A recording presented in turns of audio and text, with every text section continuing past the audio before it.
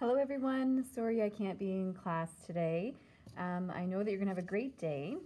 For math today, we're continuing our look at geometry and some of the different transformations that we've been doing. But we're also going to combine it with some art, so that should be really fun. What you're going to do for this activity is create a simple geometric polygon using pattern blocks. So I have created this design here by combining two triangles and a parallelogram. You could do whatever combination you like, but I would not use more than two different types of shapes if I were you, just to keep it easy. So you might use your hexagon and a trapezoid, or a trapezoid and the triangle or a square, whatever you choose. But try to make an original shape that's not the same as anybody else. So this is the one that I'm going to use, and so it will always appear a parallelogram with two triangles there. So what I have to do though is to create a design that uses a repeated transformation. So you remember that our three transformations are a reflection, you could do a translation, or you could even do a rotation. And if you are in grade 6, you have to do a rotation. You could also add in a translation or a reflection if you like, but you must have some kind of a rotation in there.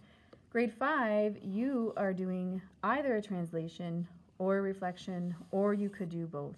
That's up to you. But grade 6, rotation. Grade 5, you're doing translation and or reflection. So how are you going to create your design?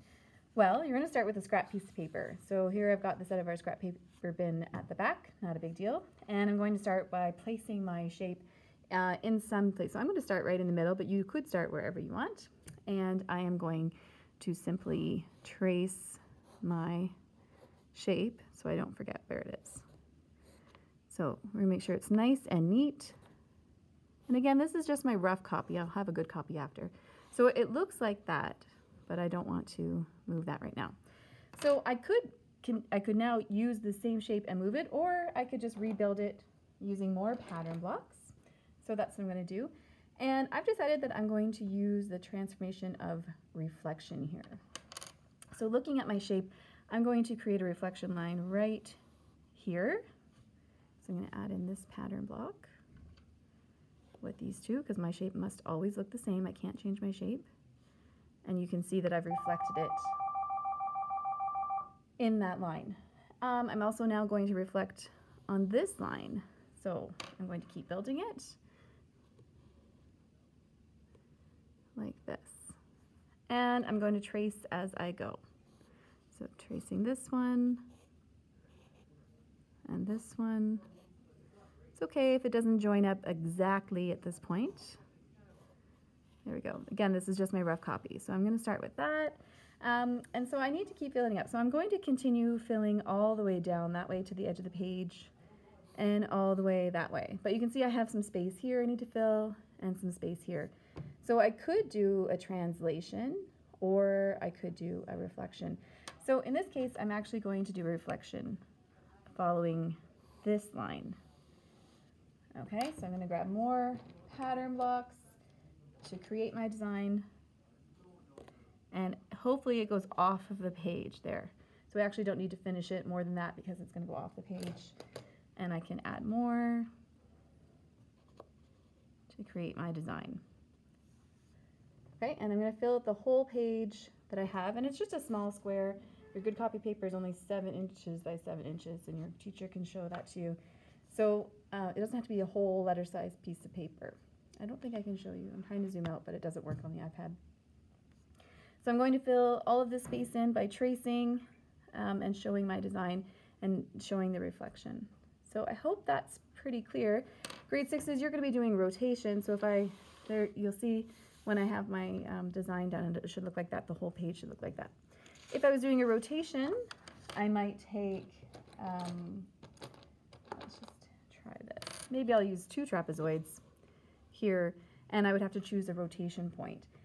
So if you're trying to fill a page, you might want to think about where a good rotation point would be to rotate something in a large space. So I'm going to choose my rotation point of right here on that corner. and I'm going to rotate it 90 degrees clockwise. So then I would end up with this. And again, I'm going to rotate from this point, and I'm going to put these ones and trace them. And if I rotate it one more time, it's going to go on that point there, 90 degrees clockwise. And that would be my design. So I'd want to fill the whole page though, so I might add another rotation here and go another 90 degrees clockwise. And so that would look like that, potentially. And I would fill my whole page like that, tracing, and then coloring in when we're finished. I would suggest that you use markers or dark pencil crayon to keep it bright. And the idea is that all of our squares will be put together to make a geometric quilt, and I'm hoping that can go on our door for our new design project. I hope this is clear. If you have any questions, hopefully your teacher can answer them for you, and I look forward to seeing them when I see you on Monday. Have a great weekend, everyone. Bye.